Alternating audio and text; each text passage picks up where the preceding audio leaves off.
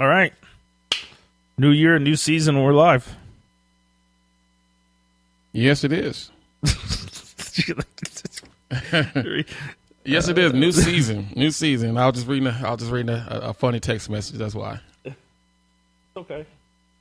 That's okay. You know, that's the thing about doing stuff like that. You know, you get all the flaws. I actually like that part of it, though, when you get the flaws of the live feed, and then we can strip it out when we do the podcast. But I like the live feed where you actually watch people, and they. I watch Joe Rogan's podcast a lot, and he's got all types of different scientists on, to MMA, to all over the board. But he's constantly messing up on his or looking at something, and well, that lets you know it's not scripted. Yeah, you know, I would love to see like ESPN do more like a live broadcast. Well, just go out and just have fun. If they mess up, they mess up. You know, that's part of entertainment. I never understood why everybody has to wear a suit. Well, I think it's because behind the camera. Is that more professionalism behind, like even anchor, like even the news people? Why are you wearing a suit or something like that? You know, all you do is talk about the news. When you go to a sports game, you're never going to a sports game wearing a suit.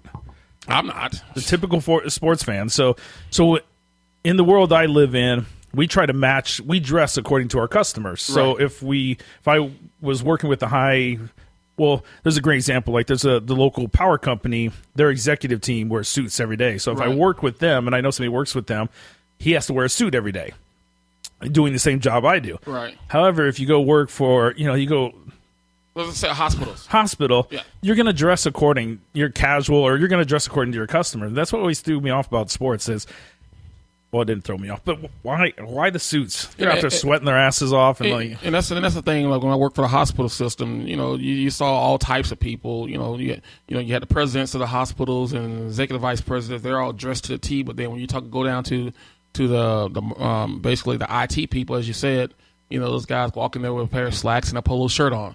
You know, or accounting, you know, they don't dress with the tie and jackets. They dress to be comfortable. And I think that's the way of the world today is that everyone's going business casual. You know, I can understand like Wall Street people or people high up in corporations, but when you talk about, I don't even know if I understand Wall Street. Well, it's just Wall Street. It's a perception of making money. Perception. So they say you feel good, you look good, you're gonna make a lot of money, you feel better by dressing up. There's just life's only so long. Yes. And I want to be casual. I want to be comfortable. I want to have fun. And sometimes, I don't know why we're on this topic, but sometimes this idea of living by certain rules where I have to dress a certain way in order to achieve success is a little bit silly in my book. I agree with that. You know, I'm very upfront and honest that I very rarely wear suits anymore unless it's a black tie affair or a real nice fancy dinner. Well, if you, for instance, I was in Atlanta this past weekend. I say Hall of Fame. I bet you wore it for the Hall of Fame deal. No, I didn't. No, you didn't. No, you know, because the past couple of years I've gone down there. You've seen people in polos and polo shirts and slacks, or you've seen people with sports coats, or you saw some people with shorts on. Well, this year it was more of a sit down dinner type deal.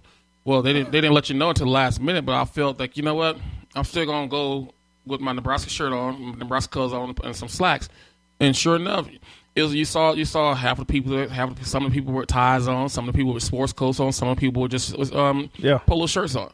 You know, so I think unless people make it clear on the dress code of this now, then you're gonna see everything. Especially when they tell you it's business casual. What is business casual today?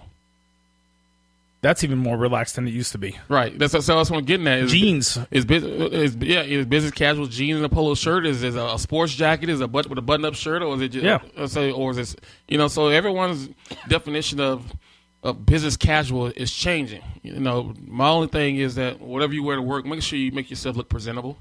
Yeah. Because you never know who's gonna walk in those doors. I remember we went to a grocery store when I was a kid. My grandfather always wore a suit just to go grocery shopping. Because that's how he was Different raised. Time. That's how he was raised. So OJ, a couple of people says they can't hear us very well. It is the volume is cranked, but if you can't hear us, I can hardly hear. I'm going to switch this. So we're testing. It's been a whole season, right? So it's been a whole summer. We haven't done all this, so some of the stuff is a little rusty or out. I'm going to switch this. It's not going to sound as clear, but the podcast will go up right after this, and it'll be much clearer and much louder. So let me try this, and we'll see what people. Just for. Yes, this is our pregame. So this is our pregame show. So that's so bear with us. and blame me for this being our pregame because I've been traveling so much with work and speaking and training people, so I really had much time to do it. But I told, and Dan didn't know if we were going to do the show or not. And I was like, oh, and so I texted him up there and said, hey, let's do a pre-show, a preseason show. He's like, you sure? I was like, yeah. And I walked in. He said, "I didn't think you were going to want to do one since Scott Frost is there now." Well, there's the bandwagon, right? It's the bandwagon. Like everybody. I mean, I want him to win, and I'm all excited. But I'm gonna let people know right now, I'm not changing the time. I'm gonna talk about the good, the bad, and the ugly, and whether you like it or not, these is my opinions. My opinions only. But I'm not gonna be one of these guys gonna think the sky's falling when it's not. I'm not one of these guys who think that great days are gonna happen because they haven't. Yeah. So I'm just saying, let's wait and see what happens. Let's take it one game at a time and go from there. Because my job, what we're doing here, we're gonna critique each game. We're gonna critique each player. So when they win, we're gonna give them praises. When they lose, we're gonna critique them. So don't get on this show this year complaining because Tom is not you hip hop parade guy because I've never been that way. Well, everybody says the volume's much better. Yeah, it might not be as clear. You might get some background noise, but it should be much louder now so you guys can hear. We'll address that. I didn't have much time to prep. In fact, I have not turned on this equipment in at least 2 months, so it was like I didn't even know if I'd be able to set up for it today. Like I said, when you said today, I was like, great. I said tomorrow, but you can't do it tomorrow. I'm like, let's do it. I was more anxious to do it. I'm like, I'm ready to get on the mic and let's talk about it because I am excited about it.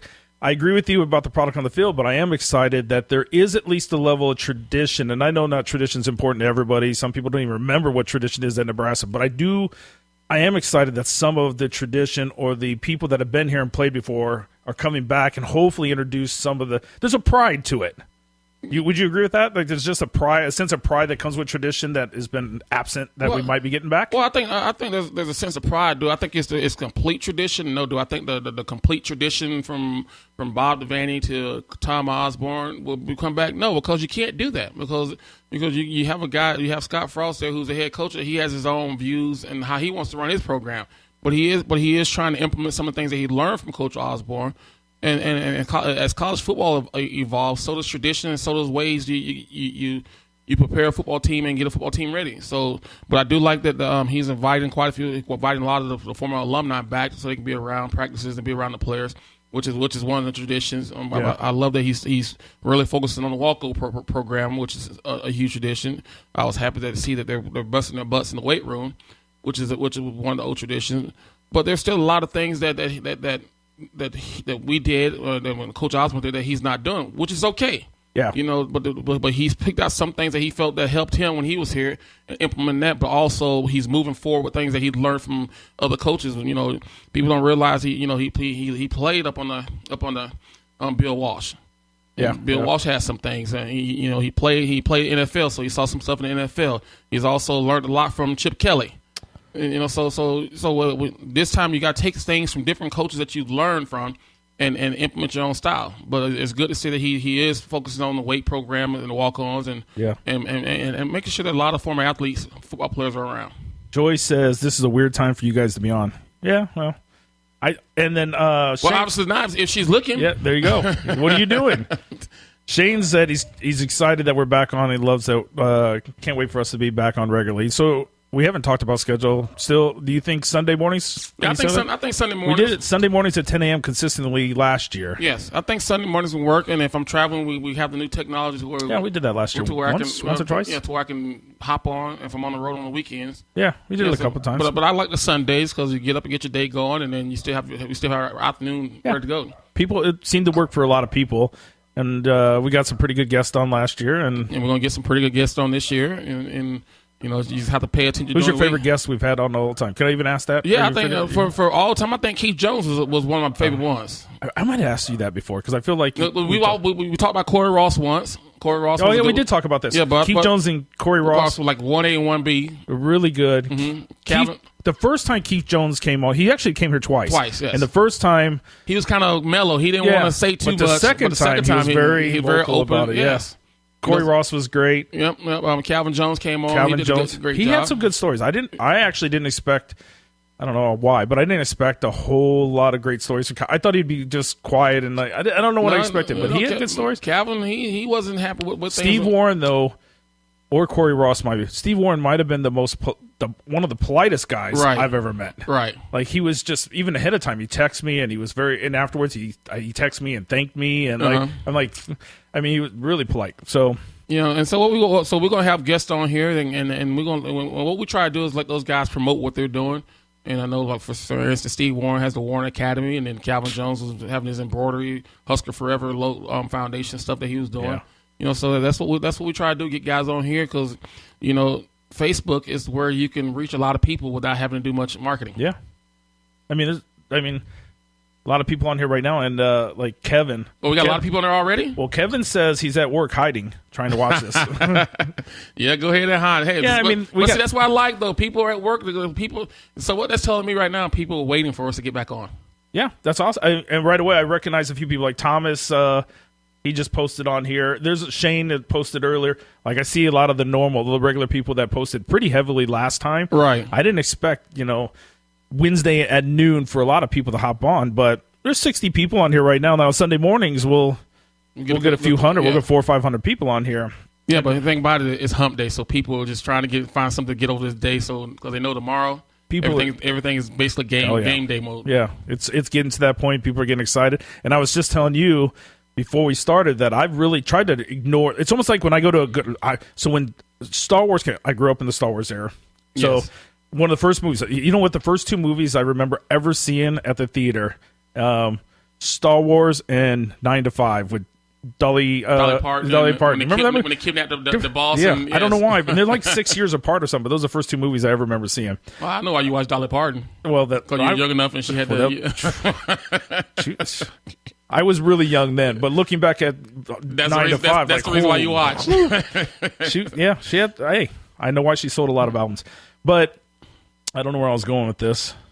Oh, I just like when a new movie comes out, like a new Star Wars movie or a movie that I'm excited about. I don't want to watch the reviews. I don't want to see the previews. That's kind of how I feel like this year.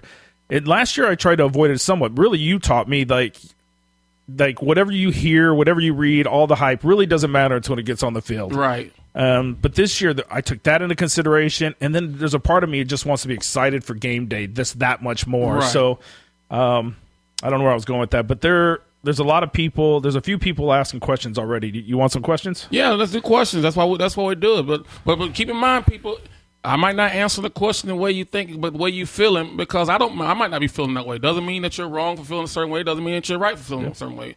But we've done this long enough for people to know that if they ask me a question, I'm gonna give them my answer. You should. That's the great thing about this, where I don't believe this year, at least the first part of this, I could be wrong. The early part of this season, at least, I don't know if you're gonna get a true, blunt statement of what people think on the radio. No, but you get it here, and partially it's no one's fault because they're they'll pull media, they'll pull media passes, they'll pull But here's my deal with that. We're in a day and age to where people are afraid of saying something that the mass doesn't agree with, and because they're afraid of the backlash that they're going to get. And the last time I checked, we live in America, so we should be able to say what we want to say, and we should be able to agree to disagree. But people don't get. There shouldn't be any consequences if someone doesn't agree with you, and that's what you're starting to see across America in sports, whatever it is. That if you don't agree with the person who's in power or the people who are in power, then they take it out on you. We don't always have to get along to be successful. We don't always have to like each other. Yeah. To be successful, so if I say something or you make a comment towards me, trust me, you're not hurting my feelings. That's your opinion. I respect everybody's opinion. Now, most of the time, your opinion might be wrong. No, I'm just kidding. I'm just kidding. Hey, I look at it as healthy debate. Yeah, but right. that's exactly what it is. Healthy debate. Before we get into questions, the one show, because I don't watch much TV. I'm going to tell you right now, I don't watch much TV. But the one show I watch when I'm at home in the morning is First Take. Yeah. With Stephen A. Smith and Max Kellerman. Yeah. And the reason why I love that show, because those guys have healthy debates. They very rarely agree with each other, but you tell they're having fun. Yeah. And afterwards, you can tell they're good friends off the air, but they're doing what most Americans want to do. And Stephen A. Smith is one of the guys that I actually like listening to him because he's gonna praise people, but he's also gonna tell them when they're being knuckleheads. And he's gonna criticize them. You know, for instance, he was a big fan of. He's always said Odell Beckham needs to get paid his money. And he congratulated him on that. But he still don't think Odell Beckham Jr. is the best wide receiver in football. That he should be paid higher than Antonio Brown. Yeah. But he loves Odell Beckham. You know, so stuff like that to where you can have healthy debates, and it shouldn't affect how you feel about a person. Where I don't like that guy because he don't agree with me. And that's the fun of this. Yes, that's why we do this for fun. That's the fun of this. We enjoy doing this. All right, you ready? I'm ready. Well, the first handful of questions all wrap up around Martinez. Everybody wants to know, what do you think about Martinez? Do you know much about Martinez? Do you think a true freshman, can handle the workload? Well, here's what I think about Martinez. From what I saw in the spring game, I thought he did some really good things. I saw a lot of potential there. I saw a lot of ability there. Now, with me saying that, you know, I understand the process of what's going on with today's era. You know, you have a new staff, you have a new coach. This is a coach that recruited a guy. It was a one-on-one battle between him and Jebbia, and he won it. So I don't have a problem with it starting a true freshman, because if this is the guy you went out and recruited, the guy you said you needed, and he proved in practice that he could be the guy, play him. Because this is the one time you can actually sit back and say, and as a fan or as someone watching it, if he doesn't play well, they already know that, hey, this is a kid we're going to build our future around. So we're going to take the lumps with him. You know, so I look at this like as NFL. How many times have you seen a rookie quarterback start in the NFL outside of Carson Wentz, but didn't have success? And the first game I can think of was Peyton Manning with the Indianapolis Colts. You know, he went 0-16 his first year, 1-15 his first year. But look what kind of quarterback he played. So sometimes you got to throw a guy, if this is a guy that you think is your future, throw him out there and let him take his lumps. And, you know, he's going to make some mistakes. I didn't start my first game of true freshman year, but I made a lot of mistakes when I did start. When did you start, fourth game? Either fourth or fifth game. Game. So he's going to make some mistakes. And hopefully Coach Frost understands that he's going to make mistakes, and he's learning. But the key for him not making mistakes, you got gradually put him in situations to be successful early. Yeah. Don't throw too much on him too early, because what you see in practice is not what you're going to see in the game. Well, when you started, didn't you say your freshman year they simplified everything really for you? They kept it really simple. And I think my first start, I had 10 run plays out of 5 different formations, and then probably 6 passing plays. Who was? Now, when you started the season, now I'll go back to you. You were 4-string originally, right? When I came in, I was 4-string. Veland, Grant. No, it was Grant, Veland. I can't remember. Joe Carm was a couple seniors that ahead of me. That's why I couldn't remember who else was Brooke in there. and myself. I forgot Brooke was in the mix too. Yeah, that's right. Yeah, so it's a learning curve. I think the difference here that I didn't have to start right away as a freshman, because I think we had enough with Mike Grant being a veteran. Yeah, he understood it, so I could slowly learn. A lot more pressure on Martinez this year with Gabbia leaving. In theory, it could create more pressure. Well, it's gonna create more pressure. It's also going to force Nebraska not to do the things they would have normally done with him running the ball more, unless they feel that what is his name, Andrew Bunch is good enough to fill in the backup, because that's who they have right now. You know, so I think with Jebbia leaving, it's going to force them to call a different type of style of offense game plan with him. So Terry says, what's the biggest difference between the other line, I think he means the O-line, this year versus last year? What do you think we might see? I think you might see a more attacking style of offense, the offensive line. I know that they're in better shape, but they're stronger. Didn't you just say they're all over 300 pounds? So all of them much bigger, all over 300 pounds, 6'3", 6'4", 6'5", 315 plus. So I think it's going to happen, and I just think I don't like talking about how coaches don't do from one coach to the next coach because of schemes and stuff. But I think you might see them better coach on technique and work together as a unit than what you saw the last couple of years. Well, and you were just saying, I don't remember if it was before this or just now or just a few minutes ago, but you were just saying they're in the weight room a lot more. Yeah, like the fact that they're pushing that. Right. Because, the weight room helps a lot. You're bigger, stronger, and faster. But it still boils down to, are you the person when those lights come on and that whistle's blowing and you see another team with a different color jersey across from you, can you go out there and make the plays full speed? because you don't get a second chance in practice. You can stop run the play over again, but in the game, you get one play, you make a mistake, you can't go back and change that play. You got to move on, and sometimes that play, if it's a turnover, can be catastrophic. Well, if you turn the ball in practice, what really happens in practice? Oh, well, we turned the ball over. We can't do that. Let's run it again. But in a game situation, you got to be able to put it all together. Yeah. Yeah, that's always exciting. I hope to see something much more physical than what we've been seeing in the last few years, especially from the offensive line. I know you're going to see a faster paced offense. Yeah. I think the one thing about this system, about this offense that Scott runs, is that it's more of it's trying to run plays and also trying to wear the defense down. The faster you run plays, the more plays you run, the tighter the defense get to where they can't make adjustments. So I think you're going to see a lot of that, and that's where a lot of success comes from. Because if defenses can't change, and you got defensive linemen who are tired, or linebackers that are tired from running all across the field, it makes your job a lot easier. Black shirts this year? Are we going to see the return of the black shirts? I hope so. But like I say, you never know. Yeah. You never know. They're still running a 3-4 defense, which is I'm not a big fan of.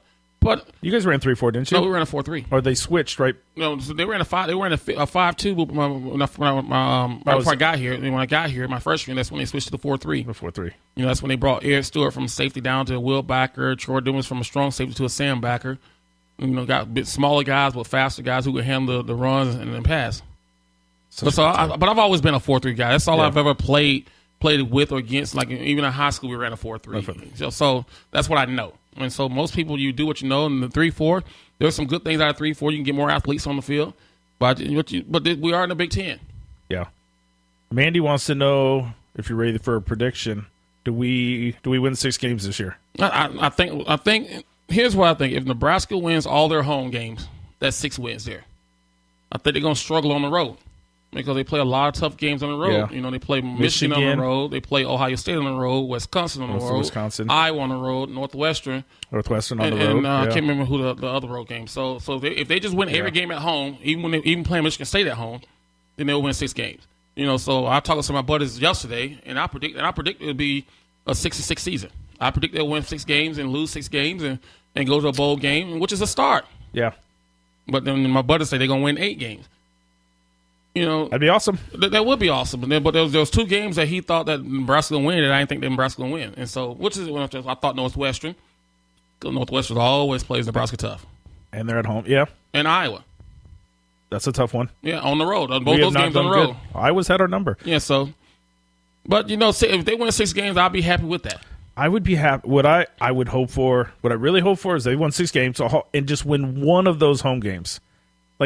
I want more wins. On the road games? If they win their home games and they could just win one of those road games, but it really doesn't matter to me which one. It'd be great if it was a Wisconsin, a Michigan, or an Iowa. I don't think there's a chance in hell for Ohio State, just because there's something mentally going on where they just they always lay a goose egg when they play Ohio State. But if we could just one of those, then they put them 7-5. That would be awesome because that's. Right, it's going back to just showing progress and being able to play those teams that have had our number for a while now. Being able to win one of those, or at least be really competitive, would be a big deal for me. Right, but I'll tell people, don't sleep on Troy though. Do not sleep on Troy State, the old former Troy State, because those guys always play the Power 5 tough. Yeah, people feel a couple of years ago when LSU was ranked number 1, they beat LSU in Baton Rouge. Well, so I'm just saying. So don't look past Troy. Don't even look past Colorado. Don't look past. I think we're better than Colorado for athletes, but Colorado's no slouch either. They've gotten better. I don't think we played Colorado since 2000, right, or 2001 when they smoked us. Yeah, they smoked us in the Big 10, Big 12 championship game. Big 12.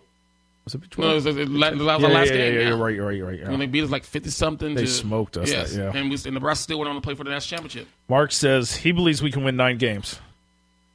Iowa's like a home game, pretty much in our backyard. Yeah, but they've smoked us pretty much every time out there. See, that's stuff right. See, that's stuff right there that where I think sometimes Nebraska fans are delusional.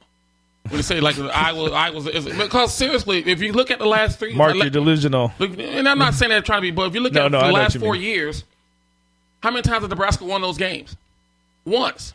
Yeah. And it was a close game. But Iowa has beaten Nebraska by 20-something points the last 2 times, even here at home. Well, so when people say, so right there when they say, well, it's like a home game on the road. No, it's not. It's a true road game because Iowa has our number. So if you want to call it a rivalry, right now Iowa's up is ahead in the rivalry. April, my wife's cousin, did start for Iowa. Mm-hmm. He's kicking ass down in Kansas City now. Oh, is he? Yeah. So he got a good chance he's gonna make the roster. He's got I didn't know, but the first preseason game he led the team in tackles. Okay. Second game, 30-yard interception for run back for a touchdown. So he's been killing it. He's been doing really well down there. Well, so that's good to see. Be interested to see. No, that's totally side note. Now her other cousin's still at Iowa, so right.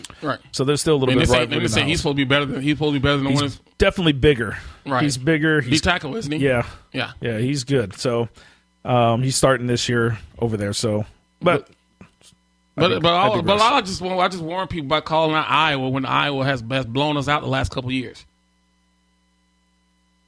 Yeah, I'm just saying that.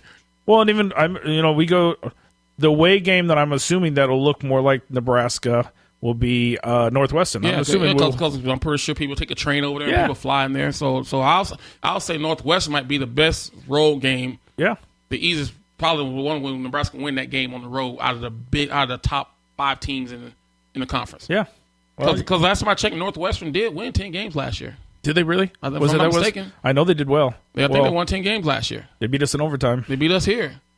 And so Nebraska doesn't have but outside of Purdue, even don't put anything past Purdue.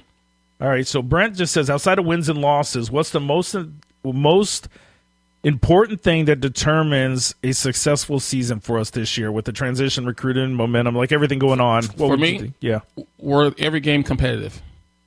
Did they go out there and compete every game? You can tell sometimes last year that the kids gave up. For instance, Minnesota. Oh, yeah. They gave up. Ohio State, they gave up. I know they're going to lose games because I'm not one of these guys saying Nebraska's going to be perfect. But if they can get rid of the embarrassing losses and just compete and keep, if they lose by 14 points, 17 points, to me, that's fine. But when you lose by 28 points and 50-some points and no effort, that's not fine. So if they go out there and the games that they lose, that they still have a chance going to the fourth quarter or maybe lose by a touchdown, 10 points, to me, that's successful. That right there, you're showing you have improved because now you're starting to see the culture turnover change. But if they go on the road and start getting blown out and then the wheels fall off, it's the same mentality. And that's not necessarily always on the coach. Yeah, that's 90% of that is on the players. As being a football player, do I want to sit here and let's just let someone continue to pound me, beat me, kick me, punch me, roll me over in the sand and spit on me, or do I want to get back up and fight? Yeah. It's like boxing. All the great fights are guys who counterpunch. Did you see the boxer a couple of weeks ago that walked out of the ring? Yeah. Yeah, he'll never get another fight again. He did? No, he won't. Oh, he won't. Yeah. No. I would assume he wouldn't. Yeah, but that's the type of mentality that this year I want to see, that if Nebraska get hit in the mouth, you come back and hit somebody else in the mouth. You come back and hit that same team in the mouth. You keep battling. Now, you might get knocked out of the end. Yeah. But at least you fought. There was some pretty bad games. I mean, when you talk about Ohio State the last few years. Yeah, it was embarrassing. So embarrassing. Embarrassing. They put everything into Wisconsin. Was that last year? We played Wisconsin really tough, and then second half, the fourth quarter, it just went down the hill. That was it. Because Wisconsin said, okay, we're coming out, we're going to punch you in the mouth. We're going to do you guys like you used to do people in the old days. Ooh, what other questions we got? As we sit here and listen to the dogs bark because somebody's walking by. Yeah, they might be able to hear the dogs. Typically, they wouldn't through the mics. We filter all that out, but it's not filtered out on the iPad. That's okay to let people know that we're in our basement studio. Yeah, we're at a house. We're not in this. And the dogs like to bark. Yeah, the dogs like to bark. See, there you go again. If you're listening to this on the podcast, you're definitely not hearing the dogs bark. I filter all that out. I make it sound professional. Right. Remember a couple of years ago when we used to do a video and your dog would sit on the couch with Jimmy, and Jimmy sitting there petting the dog? Yeah, Jimmy. We went through some crazy time. Like I remember, we changed a lot over the last 5 years. There was a point where we didn't even understand how to use a mic. Like there was one mic in the table, and I had to turn off my air conditioner, right? Because there was so much background noise from the air conditioner. Like this is completely different. Oh yeah, they said they can hear the dogs. Well, It just shows you this is That's our security. Since Yeah. we're downstairs in the basement, if someone comes in, they learn that somebody's coming around the house. Mark says, "Who let the dogs out?" Dan. Yeah. Where's the duct tape? Yeah. So if Sherry says she has 5 dogs, jeez, that's too many. There's 2 dogs here, and that's 2 dogs too many. Yeah, one of his dogs is very skittish. He doesn't like strangers being over Yeah. here. Yeah, he's a little nervous about it. Yeah, but that's okay. He warmed up to me last year. I got to get more come over. He warms up to me. He doesn't go over to me people, but And then the other one is for every time I walk in the door, he jumps up on me. And he crawled on Jimmy. Yeah, I mean, so that Go back dog and is watch super the old friendly. videos. You'll see him on with Jimmy On the couch.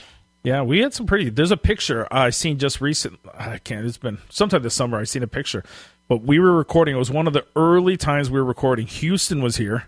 Oh yeah, mm-hmm. Houston was here, and Ashley. We remember Ashley Highland? used to, Yeah. Ashley was sitting under the table, like you couldn't see her on the video, but she was under the table, actually holding. I think she was holding the cable, like she was trying to hold the cables because there was a short in the cable. Right. So she was trying to hold the cable so the mic would actually work. So Hey, it's come a long ways. The things you learn. Yeah, it's insane. It came a long ways. Somebody just said, and something popped up and blocked me. Jamie says, any trust in the kicking game this year? Punting, field goals. Yeah, I think that's the one part of the game that I really haven't paid much attention to. But Nebraska traditionally usually have some good They've kickers. always been pretty solid. They've always been solid there. It just do they have confidence? And the only way you get confident, they got to do it in the game situation. So I'm not worried about the kicking game because they do have a true freshman out of Alabama that I heard a lot about. Matter of fact, I just heard a lot about him at the Hall of Fame because there's someone who there's a guy that lived in the hometown saying you got a real good place kicker from Alabama. So it's just one of those deals. So special teams, that's I hope they've been working on it because last year they didn't do very well in the special teams. No. In fact, we had. I mean, just thinking back now, we had almost no punt returns, kickoff returns. Like we really didn't do well with that at all. Yeah. DeMornay didn't have. That was the one phase. That was the one phase that I felt could have helped Nebraska a lot more last year was a return game and the kicking game, and for some reason it just didn't come to fruition. Travis said there's new. He asked about the new NCAA kick return rules. You familiar with those? Yeah, I think what they do is they're just trying to make it safe to where you think you can take the ball at 35-yard line or something like that. I don't know what the rule is. I think they're trying to minimize, or you can't start running until the ball's kicked. Before to where it was like a dead run, if I'm not mistaken. Now you got to wait till the ball's kicked before you take off.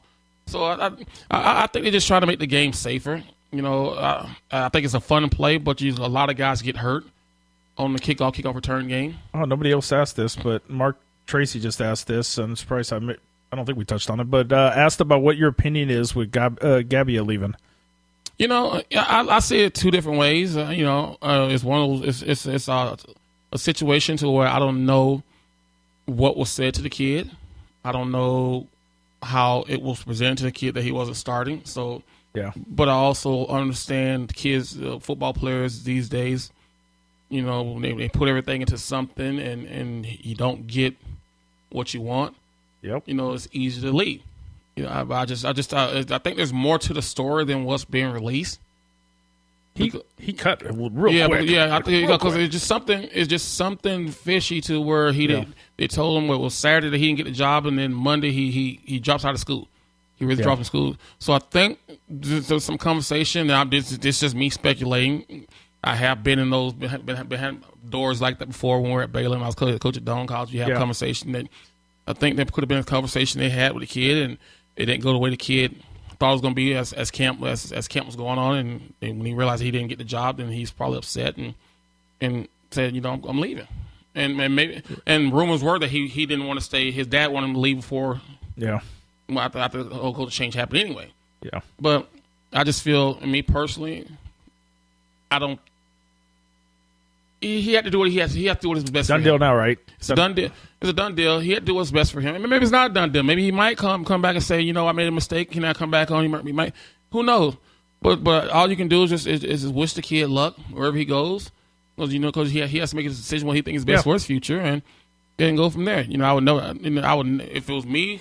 I'm a competitor, so I would have stayed and fought and battled out because he's really only one hit away from being in the game. Yeah, that's what we were just saying. I think before we started recording, just look at history. Yeah, I think it hurts Nebraska when it comes to that. But they say they didn't make a decision because instead of Bunch getting those reps doing fall camp, he got majority of the reps. Oh, that's a good question. Donovan says since he already dropped out of school, if he decided to come back, would he even be able to play this year? Well, yeah, I think that's something you have to talk with that. I don't know how that works. Yeah, but he dropped out. But here's the thing. There are schools out there that do quarter systems. Nebraska semesters. So he can't go to a school that does semesters. He has to go to a school that does quarter terms. And there's a lot of schools out there who hadn't started school yet. They don't start until like middle of September.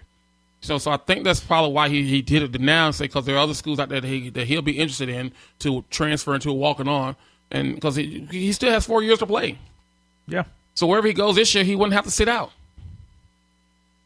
So I mean, you hate to see it happen, but in this day and age, he's not the first person who's going to do it, and he's not going to talk about it every year. Who was Avery Robertson? Was it Avery Roberts, the cornerback or linebacker who left last week? 2 guys left because the way they were on the depth chart. And you talking about a guy who came in here as a 5-star athlete. Yeah.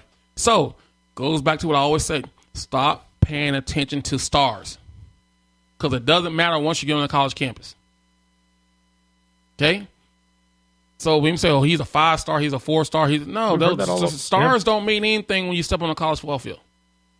Shout out to Zach Darlington though, because he stuck it out. Yeah, but that was to me that right there. There was a guy who loved what he was. He loved Nebraska. He loved the university. Yeah, and he knew that I can go somewhere, but I might not play there either. But why not stick here and play here?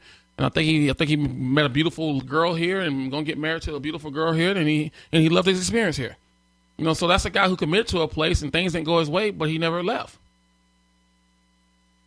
Scott asked, "Are we doing a podcast this year?" That's what we're doing right now. Yes, it will be available on iTunes and everywhere else after we're done recording this. West Coast especially, a lot of chatter, but not a lot of more questions. Martinez, somebody asked about Martinez in the running game, and what do you think do you think the running game is key to his success? Well, I think the key is the running game is key to Nebraska's success, not just his success. It's Nebraska. If they can get a running game going, then they're going to open everything up for the passing game. So, but people, if you look at college football, all the teams that are winning the championships now are what? Running the football. Look at the top 5 teams. Establish the run. Look at the top 5 teams right now that are ranked. 4 to 5 are running teams. They focus on the run before you do the pass. Alabama, Georgia, and Wisconsin, they're the power running teams. Yeah. Clemson is they spread out, but they still like to run the football. So you got to be, and so that's the form. Everyone thinks you got to throw the ball all over the field. Right? When was the last passing team won a national championship? Exactly. I really have to think about that. Yeah, you can, but even people say with Clemson, no, Clemson focused on the run. Yeah, they focus on the run. So because Deshaun Watson ran the ball quite a bit, so that's you got to be able to run the football to win a championship these days. So defensive lines are getting too much pressure on the passing game. Brandon just asked, and you kind of mentioned this already, but he asked if you think we should play Martinez more conservative now that Gabby has left. I think you have to. I think that move right there made you show your hand. Yeah. Now everybody in college football is like, wait a minute, this is a backup quarterback. That's a guy who's battling for the job and he's leaving. Well, so they're not going to do too much with this kid early. They're going to be very conservative with him. Yeah. Which they should be. Even if Gabby was here, they should have been conservative with him. Because the one thing I do know, that when you're a true freshman and you're making a lot of mistakes, your confidence go down. You lose confidence in yourself. Yeah. But when you have success, and your success comes with the things you truly do know well, and you have success with that, and then you continue adding more stuff to them, then that's when the confidence really pick up. I'm speaking from experience. Yeah. Speaking from experience, when I started my first game as a freshman, I was out there just playing. The game was going so fast, so I was just out there playing, and I knew what I was supposed to be doing. But once that game starts, you got to trust your instincts and trust that you know what you're doing. But then as the older I got, the game slowed down. And then because I started understanding the offense, started understanding why we do one thing a certain way. And so it's gonna be some mistakes early on. You might not see a lot from him this week or next week. But once I think once the conference season starts, where you start seeing those guys do a lot more stuff defensively that he probably never seen, then that's when you're gonna start seeing a lot of mistakes. All right, who are you most excited to see on the field this year? Any pretty particular? I'm excited to see Washington. Maurice Washington. I've been hearing a lot about him, about how he's a combination of Bo Jackson and Barry Sanders and Herschel Walker, all in one package. I'm excited to see him, and I'm also see how that defensive line, the defense front seven turn out. Because last year they didn't do very well, but I heard that they're more athletic and they're more attacking. So I want to see how well that front seven do. But I want to see. I'm excited about seeing Washington. Looking to see if there's any more. I think we answered most of the questions. So yeah, Washington. You just answered that, and several people asked about Washington. Any games that you're most excited about so far this season? It's probably early to probably. It's too. I just want to see. I'm excited about Colorado. Just because it's Colorado. I'm not. I never did like Colorado. I don't like them either. That's why Colorado turned me down. It could have been a different story. Ty? No, it's Coy. Oh, Coy, that's right. I could have been a Buffalo before I was a Husker, and they turned me down. So that was my animosity. Well, the trade-off was you won national titles. And so that's why when it comes to Colorado, I don't want to see Colorado win. Was B-Enemy before you? Or? Yeah, he was out. He was before me. Before you. Yeah, him and Darren Hagan and Sal Anassis and Cordell. Michael Cordell was there. He was I think Cordell was a redshirt sophomore. Michael Westbrook. So they were stacked, Charles. They were. They were stacked. Their defense, my freshman year, probably had 8 guys that actually were drafted in the first, second round. Yeah. So I mean, they were a tough team. When you look at that Colorado team versus our team, they definitely had the better athletes. Yeah. We were just better coached. Yeah. Did you win? Did we win against them every year? Yep. 4 years straight. Yeah. Yep. God, that's crazy because they were stacked. Yep, they were beat them 4 years in a row. They were good. Yeah, I think the closest game was the 24-7. But Oklahoma was on a downhill when you were playing, right? Yeah, Oklahoma was on downhill. Yeah. Yep. Kansas State was a team that had started coming up. Kansas was even good. Yeah, I remember Kansas starting. Glenn Mason had them, people forget they had Dana Stubblefield and Gilbert Brown. I went to Kansas to watch you guys play them. Yeah. Smoked them. No. You guys beat them pretty bad, I think. Well, my senior year we did. It's the senior year. But my junior year. Yeah, it was senior year. We had to stop them from making a 2-point conversion to go to the championship game.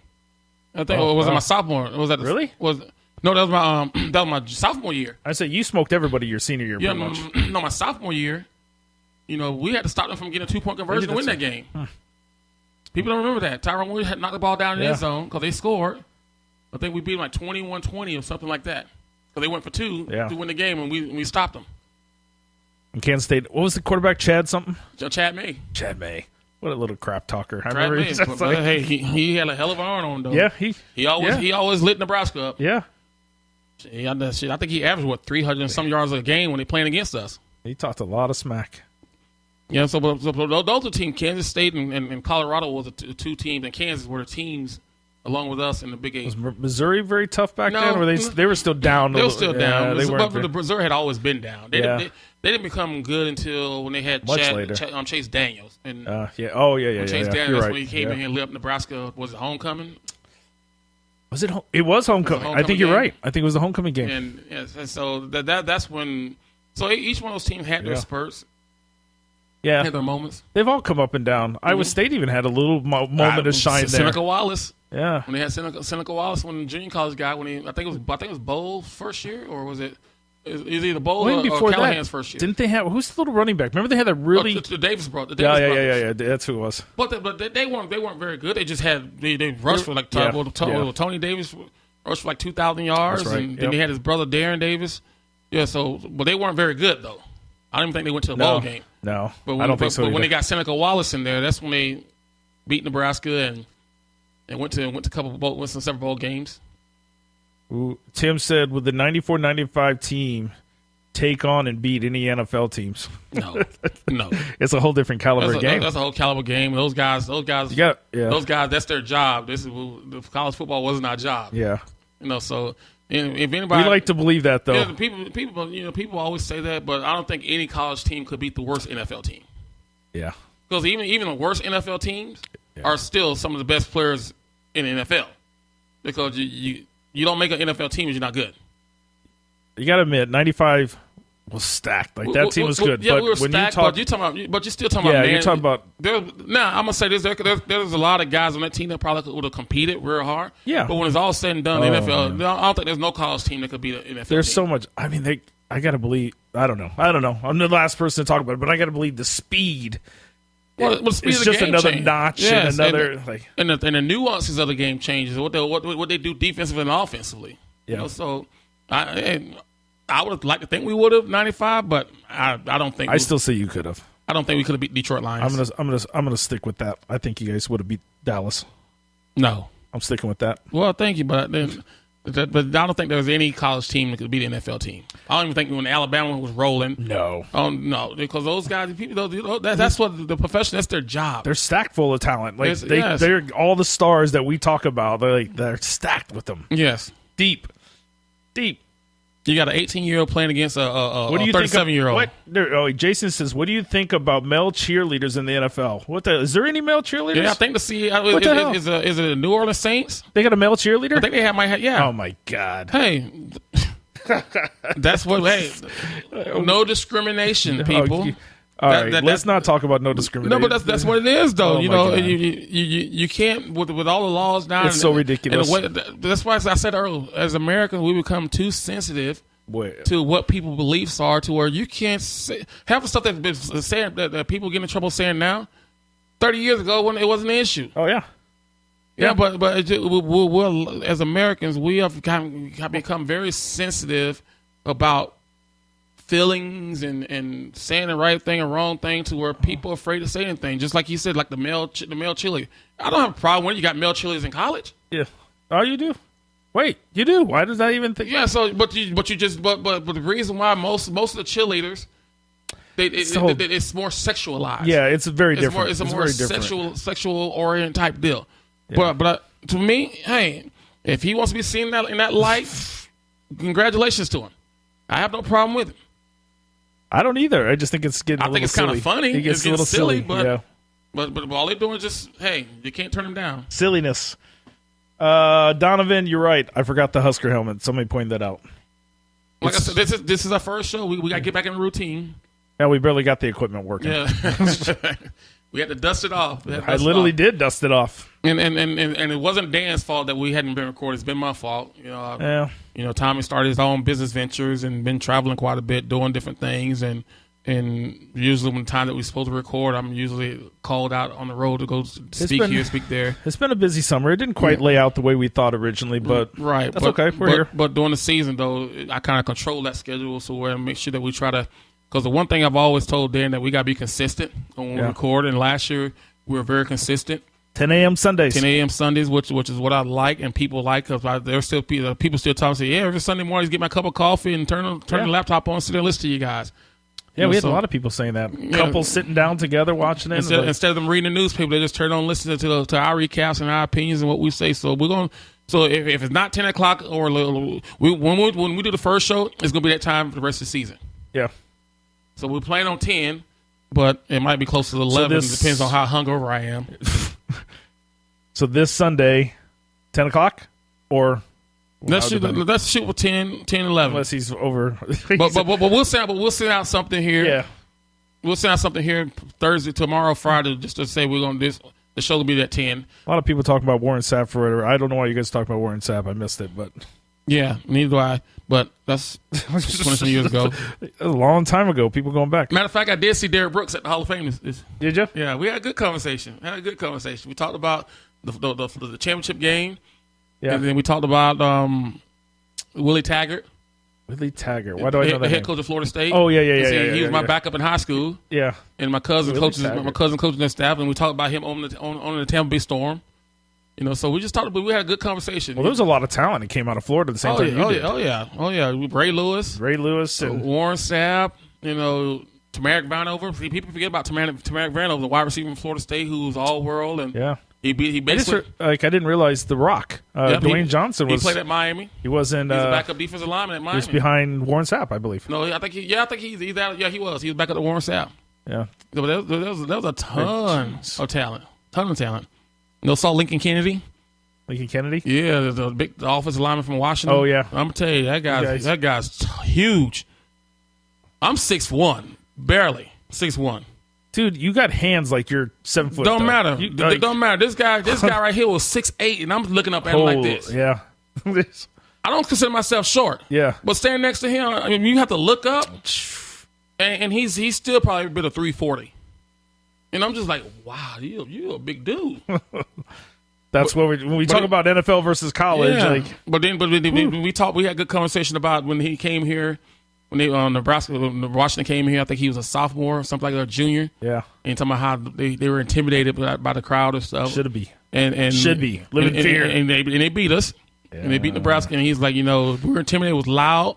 But the one thing that we do appreciate, that when we beat them, they congratulated us and thanked us and cheered for us as we walked on the field. Yeah. Said it never happened to them in any other place. So Nebraska fans keep that up, because you're talking about a guy who played in 1992, and he remembers that.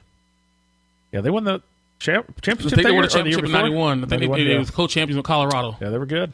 Yeah, so they were good. But I mean, there was a lot of great. There was Ed Marinaro. How many games did you lose in 92? Your freshman year? We lost 3 2 games. 3. Yeah, we lost to Washington. Then we lost to Iowa State, and we lost the bowl game. The bowl game. Yep. Florida State. Yep. And then next year we lost 1 Florida State. Yeah, the bowl game. And that was the last loss. Damn, Florida State. Yep. But man, that's part of it. People. It's a great atmosphere. It's a great weekend. I enjoyed it. If I remember, I post some pictures up on Facebook or whatever.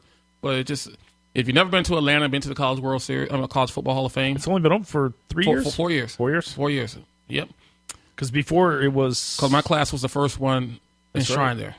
Where was it at before? South Bend. Yeah, that's right. South Bend, Indiana. Indiana. I was going to say Indiana.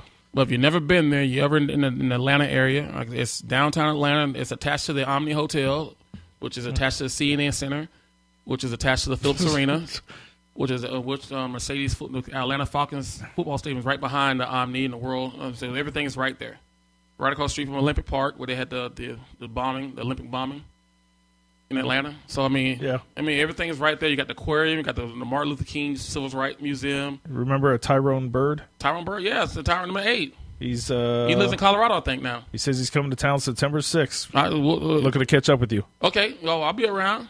We'll be around. That's this weekend, is it? That's what? That's next weekend.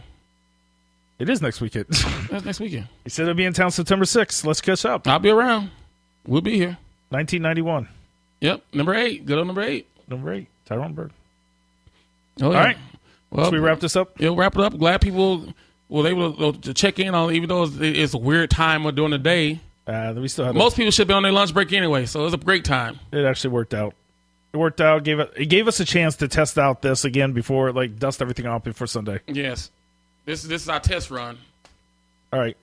Until Sunday. Sunday, 10 a.m. ish. Yes. Ish. Plan on 10. Plan on 11 because it is a night game.